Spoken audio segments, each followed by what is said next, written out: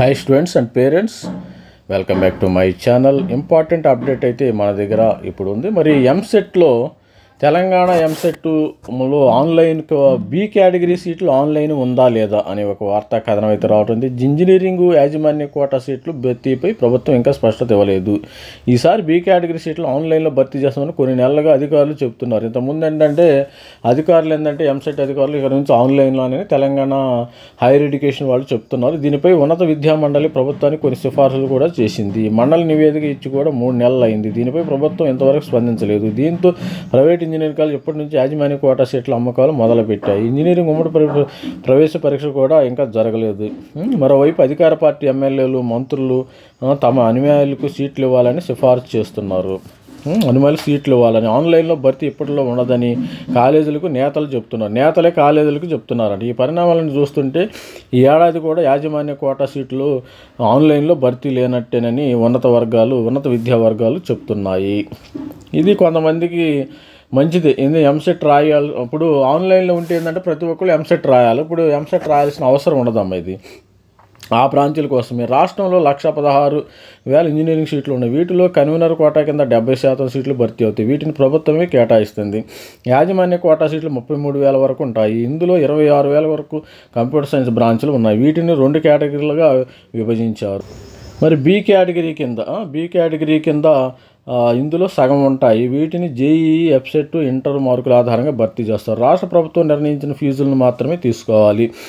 వీరికి ఎలాంటి fee reimbursement ఉండదు. కానీ ఇంజనీరింగ్ సిఎస్సి దాని అనుబంధ కోర్సులు 6 నుంచి 18 లక్షల వరకు 4 ఏళ్ళకు కలిపి వసూలు చేస్తున్నారు. ఇది కాకుంటే ప్రభుత్వం నిర్ణయించిన వార్షిక ఫీజు అదనం మెరిట్ ఇది ఇంజనీరింగు బి కేటగిరీపై రాని స్పష్టత. ఆన్లైన్ భర్తీకి గ్రీన్ సిగ్నల్ ఇవ్వని ఆన్లైన్లో మరి సపోజ్ బి కేటగిరీ సీట్లు అంటే మేనేజ్మెంట్ సీట్లు మన ఎంబీబీఎస్ కూడా క్యాట్ బి, క్యాట్ సి ఉన్నాయి కదా, అవి కూడా ఆన్లైన్లో ఉన్నాయి. అదే విధంగా చేయాలని వీళ్ళు మరి ప్రపోజల్ అయితే చేశారు. ఇంతవరకు గవర్నమెంట్ నుంచి అయితే అప్రూవల్ అయితే రాలేదంట. మరి చూద్దాం. మరి అనధికారంగా సీట్ల అమ్మకాలు మొదలుపెట్టిన జోరుగా మంత్రులు, ఎమ్మెల్యేల రికమెండేషన్లు, మౌన నిద్రలో అధికార యంత్రాంగం.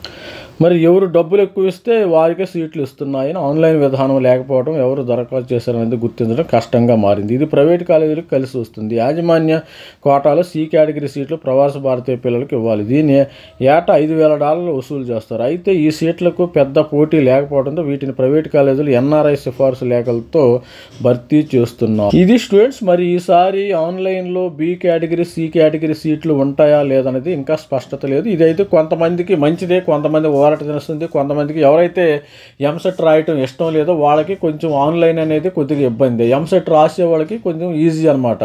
కొంతమందికి ఎంసెట్ రాస్తారు, వాళ్ళకి మంచి ర్యాంకు రాదు. మరి బి కేటగిరీ వాళ్ళకి మంచి తక్కువ రేట్లో వస్తుంది. వాళ్ళకి 2 వైపులా ప్రాబ్లం ఉంది. అటంటే మరి ఆన్లైన్ పెడితే అసలు ఎంసెట్ రాయని వాళ్ళకి, డబ్బులు పెట్టే వాళ్ళకి ఇబ్బంది అవుతుంది. ఆన్లైన్ పెడతాం వల్ల ఏంటంటే ఎంసెట్ రాసిన వాళ్ళకి కొద్దిగా మంచి ర్యాంక్ రాని వాళ్ళకి కొద్దిగా ఈజీగా ఉంటుంది. లేకపోతే వాళ్ళకి కష్టం. మరి ఈసారి చూడాలి. ఇంకా టైం ఉంది కదా, ఇప్పుడు వరకు అయితే మరి ఎటువంటి సమాచారం అయితే లేదు ఎంసెట్ మీద.